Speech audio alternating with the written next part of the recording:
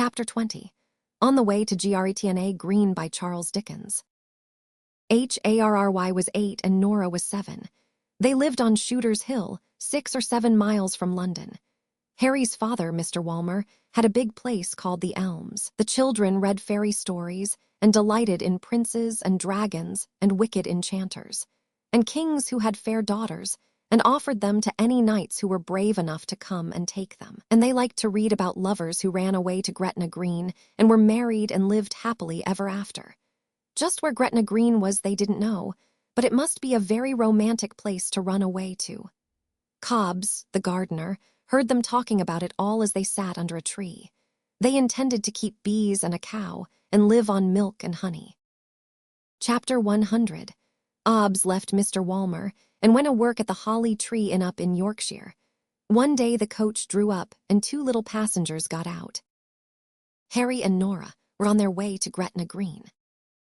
"We'll stop here," said Harry to the landlord. "Chops and cherry pudding for 2. Then they went to the sitting room.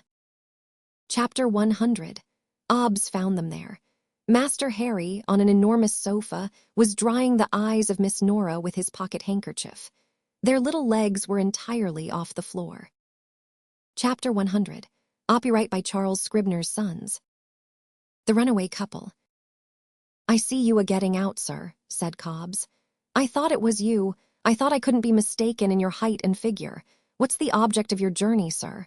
"Matrimonial." "We are going to be married, Cobbs, at Gretna Green. We have run away on purpose.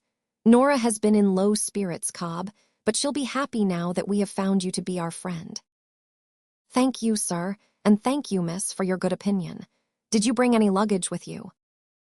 The lady had got a parasol, a smelling bottle, some buttered toast, 8 peppermint drops, and a small hairbrush.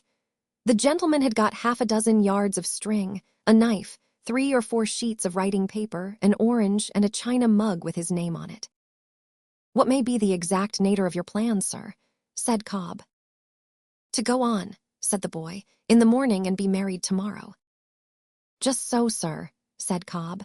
"Would it meet your views if I was to accompany you?" When Cobb said this, they both jumped for joy again and cried out, "Oh, yes, Cobbs, yes." "Well, sir," said Cobbs, "if you will excuse my having to give an opinion, what I should recommend would be this.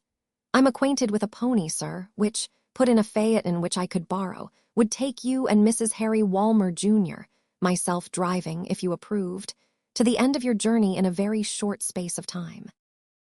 They clapped their hands and jumped for joy. "Is there anything you want, just at present, sir?"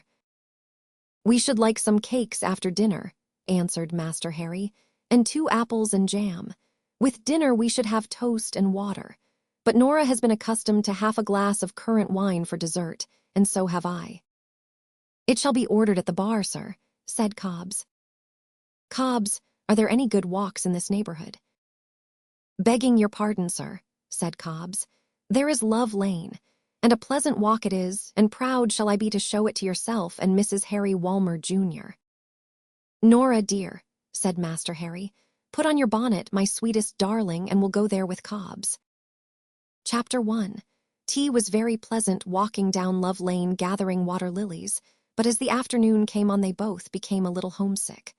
Master Harry kept up nobly, but Mrs. Harry Walmer, Jr. began to cry, "I want to go home." When Harry's father and Nora's mother appeared upon the scene, everyone was happy. Harry and Nora had been on the way to Gretna Green, though they never got there.